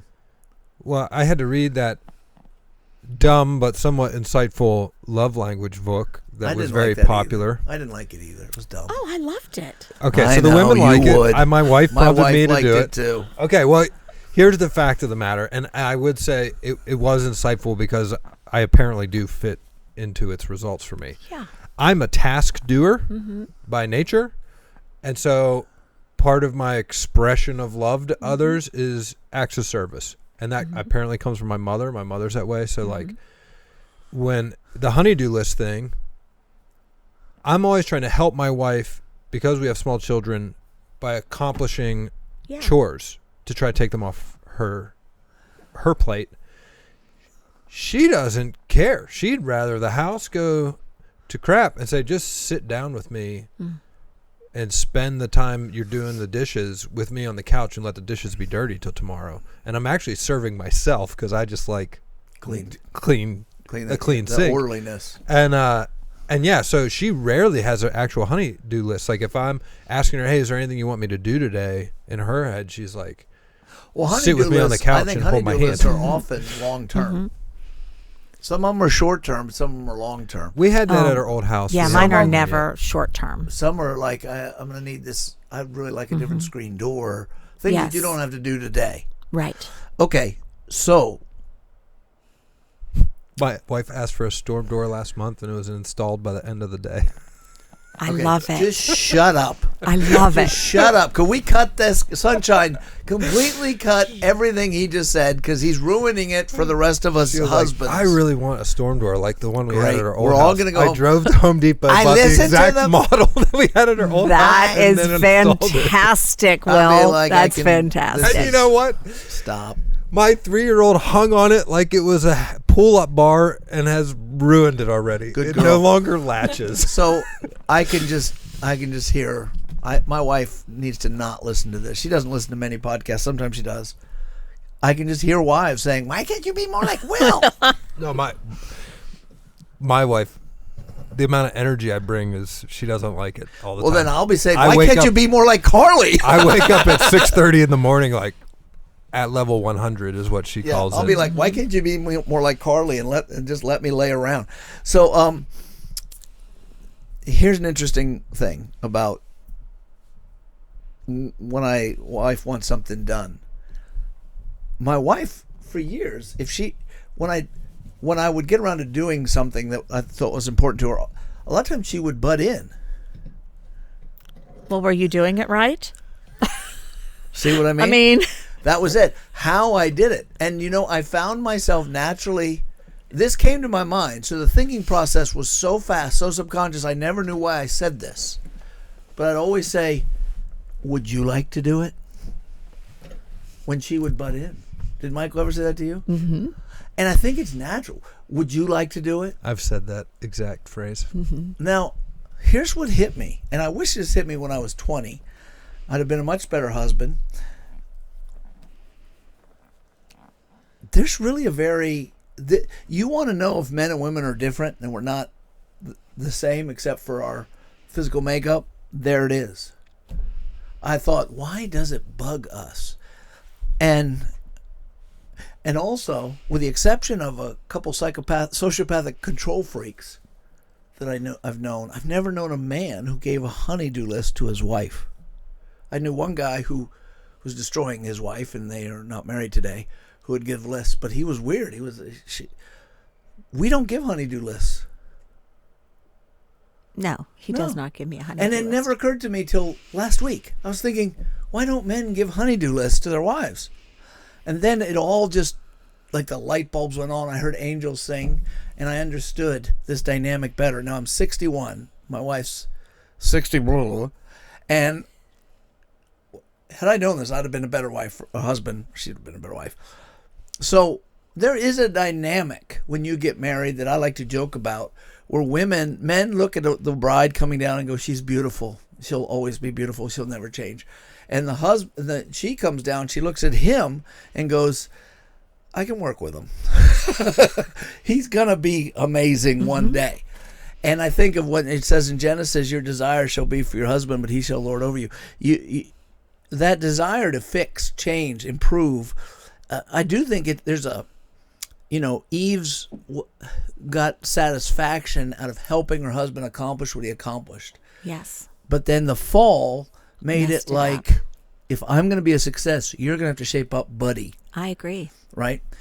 So I think it plays out in that, because I was thinking about it. Well, how come I wouldn't dream of giving honey, I'd like you to get these things done. Are you kidding me? I want a happy life, right? I mean, I'm not stupid. But then I thought, why do I automatically say, would you like to do it? Because when she's giving me advice while I'm doing it, she's just trying to help me. Right. Then it occurred to me, why a man, okay, ladies, I'm going to give a lesson to women on how to, don't let your men hear this podcast if you're a lady, and I'm just going to tell you a little secret. So don't let DB hear this, right? Say, don't listen to that one. Don't let him, just hide it from him. Here's a secret. You want a man to do something? A man wants a problem to solve, whether he's type A like him or he's me. I agree. It makes us feel important. And we don't make that decision in our head. It's the way we are. If you approach us saying, I really need this. It's a problem and I can't fix it. We want to fix that, which is why we're frustrated the other way, by the way. When you really want us just to listen, we're thinking, where do I enter in and fix it for you? I've given you the solution, Elizabeth. Just do it. And yet, let's still talk about it. Why? So, and by the way, if you ever, ladies, if you ever have to approach a man in the marketplace to get him to do something, whether it's a mechanic, whether it's a service desk and you have a problem, do not approach him with a complaint about your car, a complaint about the product you bought. You approach him like this. Hi, Bill. I have a problem, and I was hoping maybe you could help me. That is a hook in the fish. You've got the fish on the line. And then you tell him the problem, and a man immediately, we love that. We do it to each other without thinking. Yeah, absolutely. And that's what we love. We like to help each other for that reason. You want to see it on display, get a bunch of men in one place, start doing something mechanically and struggle. They'll think, I can fix this. And they'll jump in and help you. So you give me a honey-do list. I'm thinking my wife is showing me what she needs to be happy. I'm going to fix these things for her. But then when she jumps in and starts telling me how to do it, I think automatically a man very quickly realizes she doesn't need me to solve this problem. I'm not going to be a hero. Right. I'm just her slave. And we're back to that other dynamic where the husband should be leading with gentleness and peace, but he doesn't like to be told what to do by his wife. He just doesn't. Men don't. No, they don't. That's why if I remind my wife, oh yeah, you wanted to make sure you did this, she says, thanks for reminding me. If she reminds me constantly, I say, quit nagging me. Same behavior, but for her, when she does it, it's a nag. And once it occurred to me, I thought, wow. Now, me and my wife, by the way, we went through the same thing. She learned, once she let me know there was a problem, Years ago, she learned, don't say a thing. Yeah. Just don't say anything. I still think I do embarrass her in public. But she, much like you, has learned, hey, he's my husband. That's what he's like. God made him that way. There's got to be something good about it. Just let him go. Very interesting, though. Thank you for going down that road with me. Any other thoughts you have on it? No, I wish I had learned earlier than I did. It took us a long time. No one teaches us this stuff. No, nobody taught me We're that. giving gold to these young people. Yeah, they who don't might even be know listening. We're giving them gold. Mhm. Are you hearing me, sunshine? Gold. All right. You need to get the man to do things. Man, I never... yeah, I'm learning a lot. I never thought about it that way, Mike. I want to help you, and if you'll tell me thank you, I've that's been all in I the want to middle hear. of doing things, and then,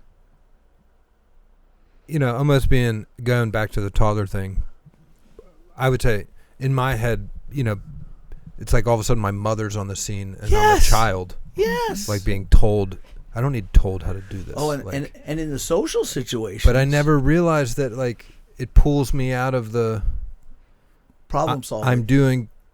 Yeah, I'm I'm important fixing to a you. problem. I'm important to all of a sudden I'm just another kid in this house, and my mommy's here telling me that I don't know how to do it right. Or anyone could have done it. And then I just happen to be the warm body. Yeah, and you kind of it makes you hot. I don't know. It does, and we do react to it. We do, and socially, nothing ticks me off more than when my wife is critical even afterwards. Why did you say that to her when we were all together? I'm like, what did I say? And then I feel so insecure, and then I get ticked at her. Why are you... I was fine, if you don't like me, don't go out with me. That's how you feel. That we have a weak spot that our wife alone can poke.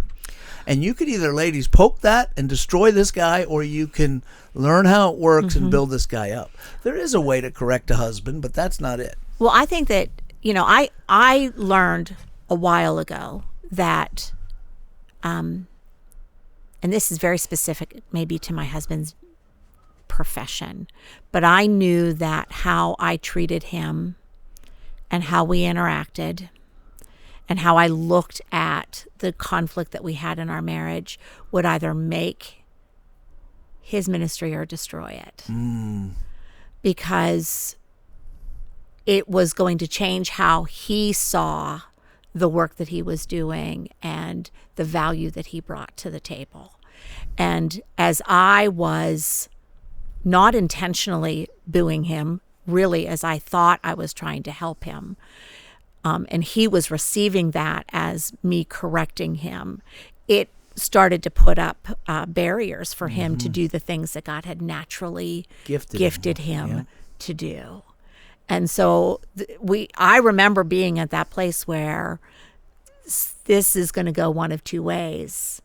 I need to decide how I'm going to help to contribute this to go in the way that God wants it to be. You are a good wife.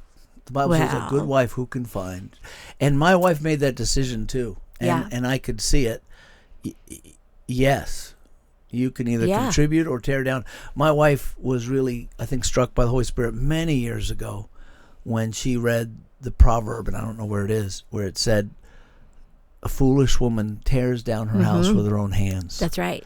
And she realized that she's powerful to do that. Yes. A woman is powerful to tear apart her own home. Yep. In a way that's a man couldn't. That's exactly right. And so the influence that I have in my husband's life is so much greater than the control that I tried to have. Well, that's a great sentence. And so the influence I have in my husband's wife is greater than the control I wanted to have. That's right. So I can strengthen him more if I encourage him. That's right. Then I can make him great by controlling him. That's right. That's brilliant. I'm ready to stop. I mean, I don't want to go on. We're not going to say Drop the anything as mic. brilliant as that for the rest of the time we're here. That was awesome. Thank you for putting that out there. I'm getting that. I hope, maybe we should call this Mike and Will Talk, because we're right there with the ladies, like Tina talks, we're with the ladies. let's get a mug and muffin, some tea, and woman stuff. Woman stuff. We could get a scented candle and put it right there on those animal horns. Really, this is a very masculine environment now that I think about it. We invite ladies. We can see the pieces of the set for Tina Talks, and it is so it's lovely. Boring.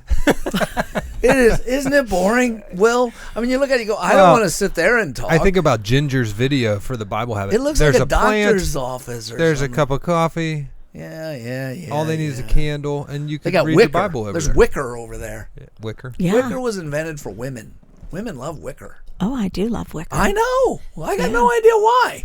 What's wrong with you people? I don't know. But we love women. We just don't understand them. You know, this is one of those too soon old, too late schmott. Yeah. You know, youth is wasted on all the wrong people. The where were we? So your husband became a pastor. He did. And he became a Presbyterian pastor. He did. A baby dunker. That's true. A baby dunker. I dunk Oreos, he dunks babies. And actually, I want to get a little personal here. I got to meet this couple because at the time I entered in, it was later in his ministry. He was no longer pastoring a church. He was actually pastoring an entire camp. He worked at Seneca Hills. So my kids started interacting with him, and I was invited to chaperone. Yeah, at my middle school retreat. When you brought the middle school, it had nothing to do with my kids. I can't even remember if I had a kid there. You did. I did have a You kid were there. Well, you were a chaperone, but Michael also invited you to be a family camp speaker. That was another time. Okay. That was a different time. But I also, before that, I was a chaperone for Evangel Heights. You were. That's when I met Tyler Valasic, by the way, or Valachek, or Valasic. Yeah. Whoever, you know, this guy who's really had quite a part in my family too. Right. And he was just a little teeny bopper, and then I did whatever you do, and I chaperoned, which you know, I was just one of the kids. But that's when I met Mike. Mm-hmm. That's when I met Claire, and Eli, and Jordan. I think I met her then too. I don't remember, but I met your children, and so I thought this is a pretty cool family, and then we started doing men's retreats there after that. And actually, the first time when I got to teach there was a guy who would come to your family camp named Sean Brumbaugh and his wife Lori. Yeah. And that's where we met. He's now an elder at our church. That's right. We love Sean and Laura, and so we had connections. And I can't, and I had nothing but respect for Elizabeth, for you, nothing but respect for what you did at that school.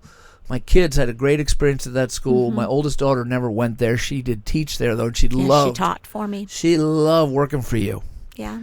I know Satan likes to get in all of us and make us insecure, but I want you to know from the outside, everyone thinks you're awesome. So you may, on the inside, not, but everyone else does. And that school had a lot of changes because their church had a lot of changes, and you were. I don't know how you felt during it. You might have felt like, oh my gosh, I'm flying this plane.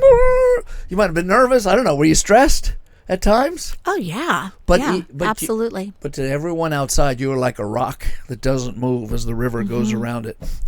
And then we started our daycare here. But then Michael and you started coming to Harvest Church. We did. Before either of you worked for Harvest Church. That's right. And I'm really... I was very excited to see that. I'm like, wow, I can't believe that the Harveys are here. I thought, coming to our church, we have the vice principal of the school, and we have a trained Presbyterian pastor. And I thought, man, the caliber of people's going up. Why did you? I really thought that. Why did you guys decide? What brought you to Harvest?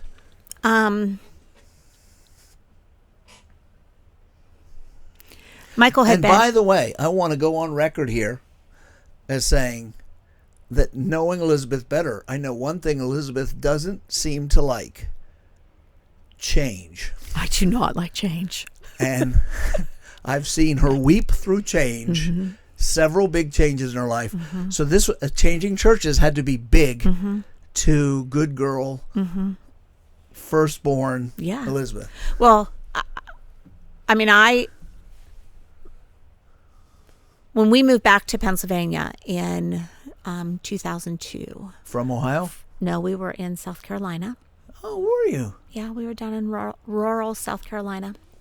Which rural part? Ridgeway, South Carolina, north of Columbia. North of Columbia? Mm-hmm. You're in the middle of nothing. We were in the middle There's of nothing. Yeah, there. there's not a whole lot Charlotte's there. probably trying to get there now, but Yeah. there was nothing there then. Yeah. So we had moved back up it's hot. from there, and Fire Michael ants. was working as an associate pastor at Westminster Church in downtown Butler, and we were there for. Is that the first time you guys moved to the Butler area? Yes. Okay. We were there for a very short period of time when there was a moral failure of the senior pastor there, and so Michael had to take. That normally means sex with the wrong person. Yeah. Okay, go on. So Michael, Christian euphemism. For sex with the wrong person. Yeah. Yes. Moral failure. Moral failure. He punched a kid in the face. well, it could have been, but it wasn't. No, it If wasn't. they did that, A that's what they said. 17-year-old mouthed off to him, and he That's what bopped they him say. right in the mouth. They say, well, he embezzled or he punched a kid. But if he did sex, it's always a moral failure. Yeah. So, okay. So he went from being the associate pastor to being the interim pastor for a period of time, and that was a really difficult season in the life of the church. Yes, and a lot of pain. There's a lot, just a lot of indecision. What do we do broken. now? It was a time of brokenness. Yes. And my husband, Which is why that's why I yell at all our guys, sleep with the person you're. That's right. Dance with the one that brung you. That's right. That's it. So, I mean, it just creates devastation. And Michael was the right person at the right time to lead that church through that. I mean, there was a charity and generosity and a people stability. kind of trust him like a dad, don't they? They do. We He was young. We were call him Father Michael. We were 36 years old. Yeah. When I look back on that now, and I think to myself, what in the world? We didn't know what we were doing. What's wrong with being 36? There's nothing wrong with being 36, but what I know As I now, sit here today, at 37, when you by like 3 weeks, when you get to 50, all of a sudden, it's the weirdest thing. You feel like you just grew up. Yeah, you go, man, I wish I'd known this when I was 20. There were just things that I just didn't even know at that point. But we were young, and I would say that Michael did not use his time. Time was he had a very difficult time living a life of balance during that season. Because he tends to energy. Yes. So he's going to give 110%. All the time. Yeah. And so it was hard on the family. It was very difficult. As a result, he ended up pretty, I would say, just burned out through that experience. We had not been there for very long. And then we became connected to Seneca Hills, and he ended up moving to Seneca Hills. But I couldn't go through a time of we had struggled with that church. I mean, it was broken, and we had walked through. How many years after the guy left? Well, no, Michael was there. The first person the guy told was Michael, and we were there for 4 years. Just after that, just 4 Michael years. was plugging holes and trying to make things better until the new guy came. There was a new guy who came before that, but Michael was still there. He was still serving there, and so people still saw him as the person. And he had a lot of It was a rough season for him. But I say this, and people laugh at me, but I made vows to my church when I joined it, and I've made vows to my husband, and I don't make a promise and then walk away because things were difficult, and things had gotten progressively difficult at the church, and Michael had to remove himself more from the church because it was more and more difficult for him to be there. And I just kept saying, but surely we can make this better. We have to be part of the solution. So We're talking 16 years. when I Wait, did so that for 4 years, then he took the job at Seneca Hills as the director, as the director. which for him was a bit of a good escape. It was a great escape for him. And now you had it was a great season for him and for our family. We're and you really had grateful this for cute that. brick house in Butler, We did. but you also had a house available at Seneca Hills. Yes, we lived at Seneca for the summer. Okay, and then you'd come back home. All right. Yeah. So And that's a beautiful area. oh my gosh, You could it's get beautiful away up from there. things for a That's second. right. Did Yeah. you drive back to Westminster to go to church when you were at Seneca? Yes. Oh my goodness. Well, That's I commitment. did. I did. Michael did not. He was doing a lot of recruiting and speaking on behalf of the camp at churches. And so Michael we probably attended church together for the vast majority of the 10 years that he was at Seneca. Maybe once a month together. Okay. So I would take the kids to Westminster, and he was Busy. he was someplace his else. job. Yeah, he was doing his job someplace else. Itinerant preacher slash Yep. ministry promoter. Yep. And so he did that for a long time. And then Eli went to college, graduated from high school, and was going to college. And I knew that for my husband's sake and for us as a couple, I needed to be able to say, we're done. And so Now, I want to backfill that a little bit. And when you say Eli, that's your baby. he's our baby. So that means everybody's out of the house. Everybody was out of the house. So Michael, though, if I could fill this in and you correct it, it sounds like you're saying Mike could have walked away from Westminster a lot earlier. Oh, he would have walked away He wasn't- years and years. So it Yes. never really, and I'm not trying Yes. to throw them under a bus, but from Yes. Michael's experience, it never Yes. became the church he wanted it to be after he wasn't. That's right. And- Yes. And so he stayed loyal, but on the other hand, he had something else to do anyway. Yes. Yes. And you stayed loyal. Were you like teaching Sunday school or Well, something? yeah, I was doing women's ministry. I was involved in Yeah. teaching. You were an important part. Yeah, I was. That was my church family. And you had people there that if you left, it was broken relationships. That's you right. wouldn't see them. That's right. So why? Can you be more specific at that point of decision? Why was he pushing you? Or? He never did push me.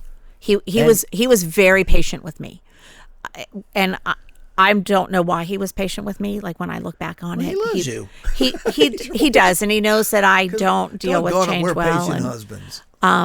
but he was very patient with me, and never wanted to move me when I wasn't ready to go.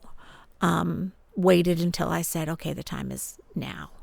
And so that spring, we went up to PVC because Eli was playing the drums and Claire was helping to lead worship. And so we went up to PVC for them to do that. Way to go, Claire and Eli. Yeah. So, which they did frequently because of their relationship with Nikki.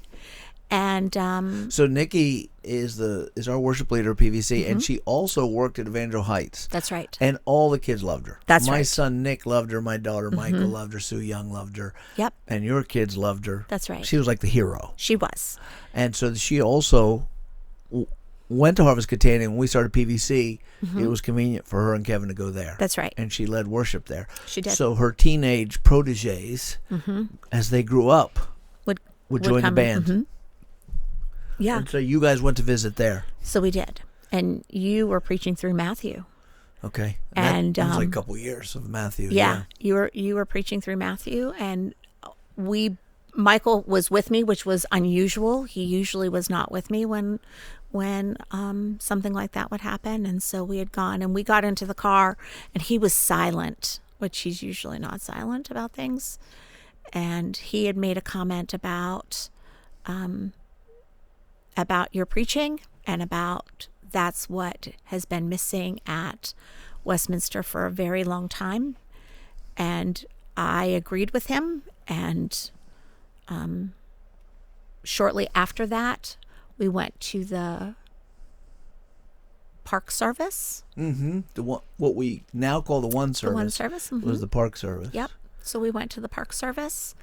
And then I started to attend weekly at that fall to the Katanning campus. The reason I came to the Katanning campus, it was because it was primarily where Claire was attending. Right.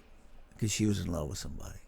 She was in love with somebody by that point. Yes, Yeah, and he she was there. Yes. Love. This amazing And, thing. you know, I can't going into a church by myself, I didn't want to have to do. So I came here for a while.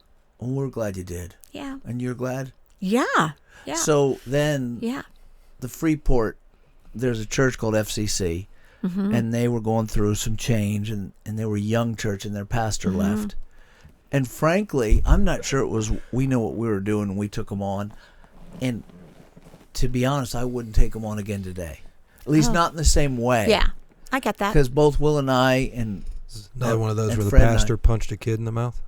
No, he's actually a good guy. He goes to this church now. But he was stepping down, but we'd never taken on a church building with a congregation in it.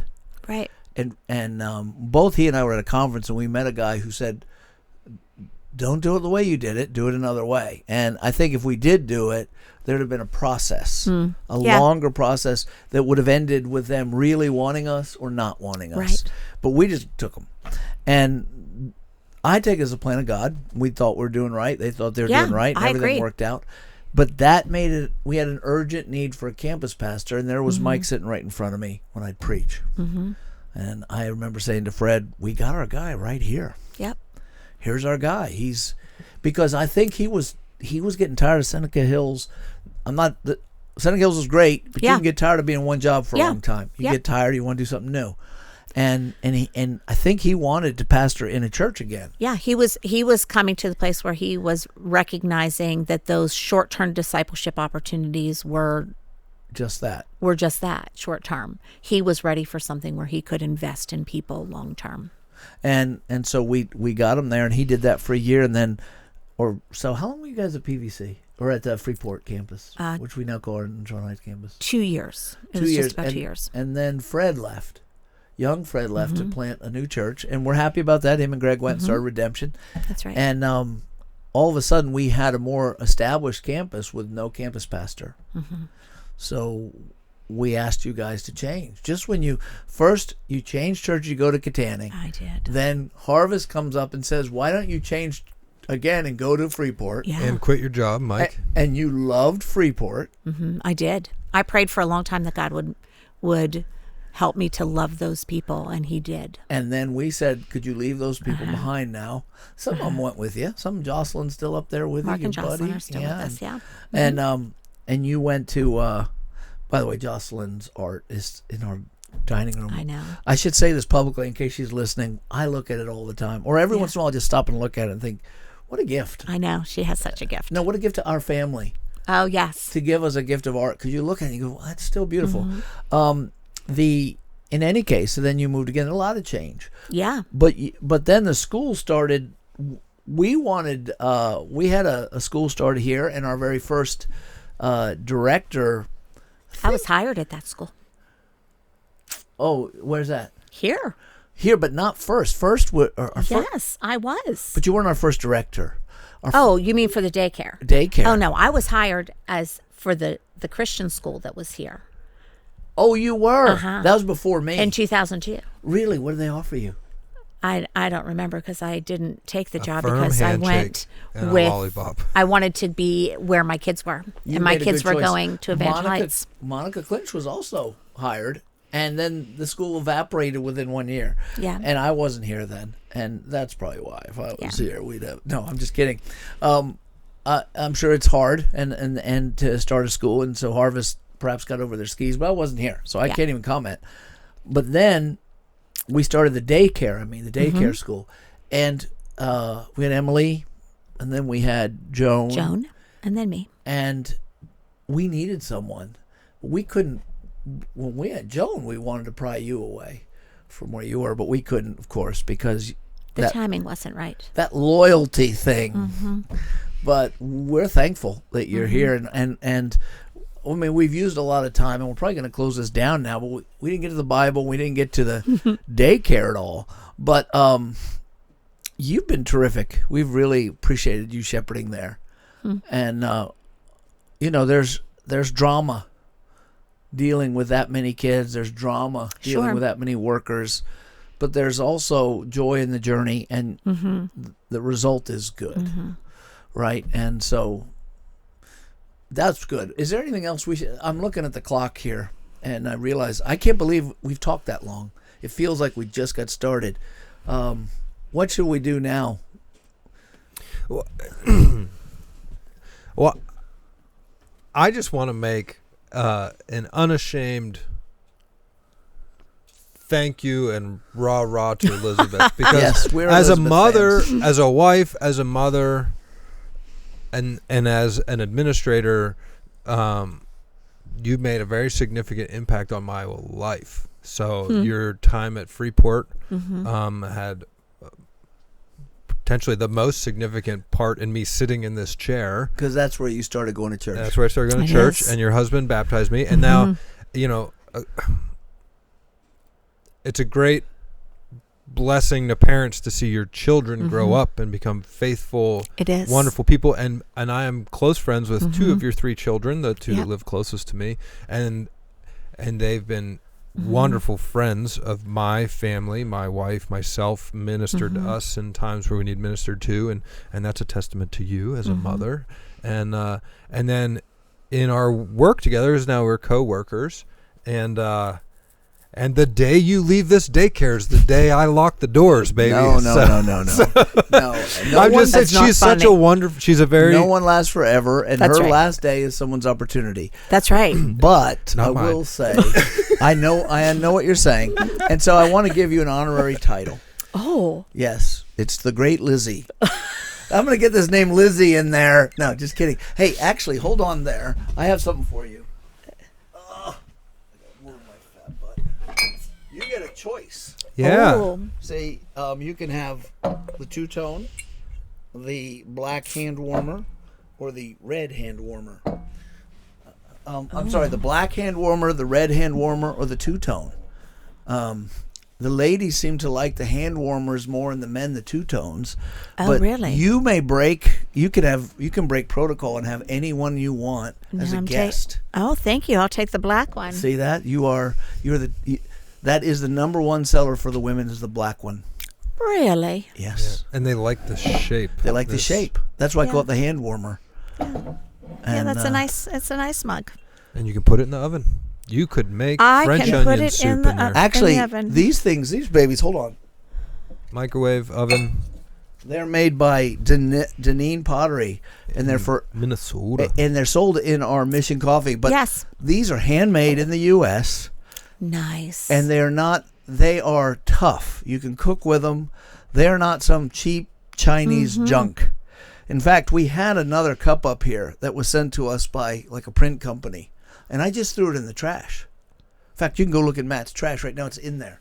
I thought, why do we have some cheap Chinese ceramic crap here? And I threw it away. We only have the finest American pottery. Nice. Very It nice. says on the back, Minnesota. Minnesota, which has now turned into a Muslim liberal hellscape. But it I used have to be a family nice in Minnesota. place. Well, I'm sorry. Tell them to Yeah, I move know. quick. They've become really strange people, but not in the country. That's Minneapolis. Minneapolis, and it's a wicked, evil place. I guarantee you, there are Norwegian, Viking souls that are pained by the lack of manliness that now inhabits Minneapolis. I guarantee you, Ragnar is not happy. Somewhere, Ragnar is really mad. He's screaming from hell, "You're not men!" And but they still have good pottery. Nice. Because all the men have turned into women and they do crafts. That's what they do. Well, thank you for was the that, mug. is that hurry up? Look at it. She's giving us a look. See, the women are always telling us what to do. Sunshine. It's because of the batteries on the cameras are Oh, the batteries. See? Okay. And So she's also been very generous with Hey. her work time. yeah, we have stolen her. The children have set fire to the entire place. It's They're probably an asylum. they've downstairs attacked right they've now. attacked the goldfish and okay, we're gonna end it right here. Thank you, Elizabeth. Thank you for having me. Goodbye, everybody. See ya.